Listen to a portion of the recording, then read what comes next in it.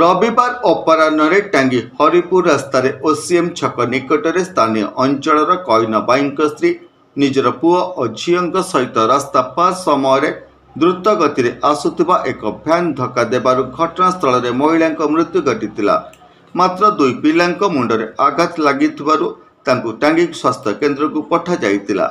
स्थानीय लोक माने रागरे टायर जाली रास्ता अवरोध करथिले। खबर पाई टांगी थाना अधिकारी समरेन्द्र पाइकराय, टांगी चौद्वार तहसीलदार और सालेपुर टांगी विधायक प्रशांत कुमार बेहेरा घटनास्थल में पहुंची उत्त्यक्त लोक को बुझासुझा करने सह रेडक्रॉस पांठिरू अर्थ प्रदान करथिले और सबु प्रकार सहाय्य करिया पई प्रतिश्रुति प्रदान करथिले। टांगीरो लिंगराज पंडांग रिपोर्ट, होली टीवी ओडिया। नमस्कार, मु लिपिका आपण मानकु स्वागत करछि नुआ रूपरे होली टीवी ओडिया। होली टीवी ओडिया सहित जोड़िया आपण माने लाइक करंतु, सब्सक्राइब करंतु, शेयर करंतु।